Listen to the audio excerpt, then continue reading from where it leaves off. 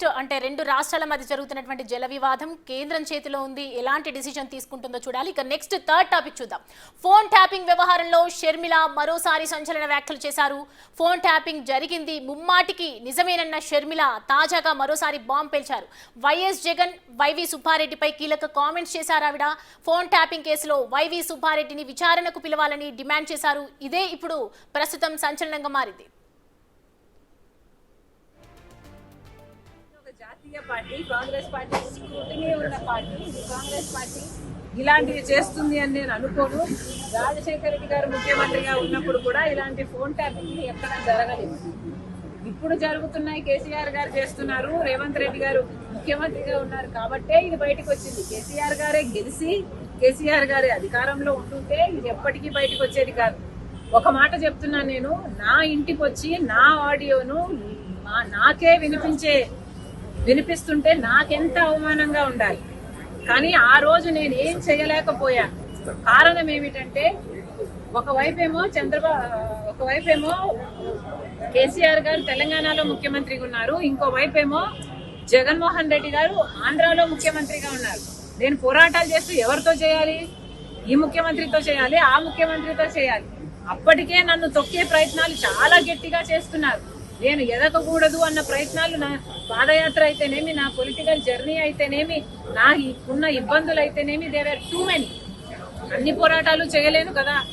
కాబట్టి నేను ఈ ఫోన్ ట్యాపింగ్ విషయాన్ని పక్కన పెట్టదలుచుకున్నాను. ఎందుకంటే నేను ఒకవేళ పోరాటం చేసినా కూడా, ఫోన్ ట్యాపింగ్ జరిగింది అని నేను బయట చెప్పినా కూడా అటువైపు తెలంగాణలో ఇన్వెస్టిగేషన్ జరగదు, ఇటువైపు ఆంధ్రాలో ఇన్వెస్టిగేషన్ జరగదు.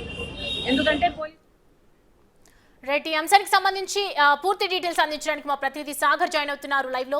సాగర్, చూస్తున్నాం షర్మిల బలంగా చెప్తోంది ఒకవైపు. నిజంగానే వైవి సుబ్బారెడ్డిని విచారణకు పిలిచే ఛాన్సెస్ ఉన్నాయా?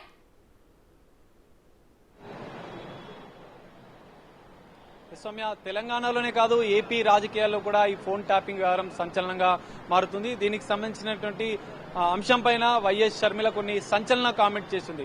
వైవి సుబ్బారెడ్డి స్వయంగా తన ఫోన్ ట్యాప్ అయినటువంటి ఆడియోను ఇంటికి వచ్చి వినిపించారంటూ బైబిల్ పైన తన పిల్లల పైన ప్రమాణం చేస్తూ ఖచ్చితంగా ఆమె చెప్తున్న పరిస్థితి కనిపిస్తుంది. దీనిపైన ఇప్పటికే విచారణ ఇటు జుబ్లీహిల్స్ సిటీ కార్యాలయంలో ఫోన్ ట్యాపింగ్ సంబంధించినటువంటి కీలక నిందితుడు ప్రభాకర్ రావు విచారణ కొనసాగుతున్న నేపథ్యంలో ఈ ఫోన్ ట్యాపింగ్ వ్యవహారంలో వైవి సుబ్బారెడ్డిని కూడా విచారణకు పిలవాలి. అసలు ఆ ఆడియో, షర్మిలకు సంబంధించిన ఆడియో ఎక్కడి నుంచి వచ్చిందన్న అంశాలు బయటికి రావాలన్నట్టుగా ఆమె మాట్లాడుతున్న పరిస్థితి. ఇటు కేసీఆర్, మాజీ సీఎం కేసీఆర్ తో పాటుగా వైఎస్ జగన్ సీఎం గా ఉన్న సమయంలో వీళ్ళిద్దరూ కలిసి ఈ ఫోన్ ట్యాపింగ్ వ్యవహారాన్ని పూర్తిగా నడిపించారు.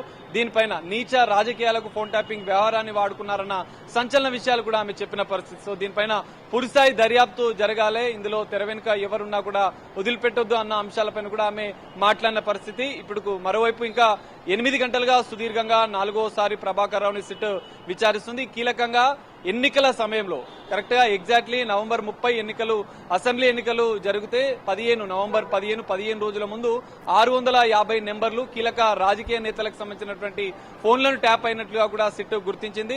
ఇటు ఆధారాలు ప్రణీత్ రావు ధ్వంసం చేసిన నేపథ్యంలో టెలికాం సర్వీసుల నుంచి కొన్ని కీలక ఆధారాలను సేకరించిన సిట్ ఆ దిశగా ఈ రోజు ప్రభాకర్ రావును విచారిస్తున్నట్లుగా కూడా తెలుస్తుంది. అనంతరం కూడా ఇప్పటికే కొన్ని కీలక ఆధారాలు సేకరించింది.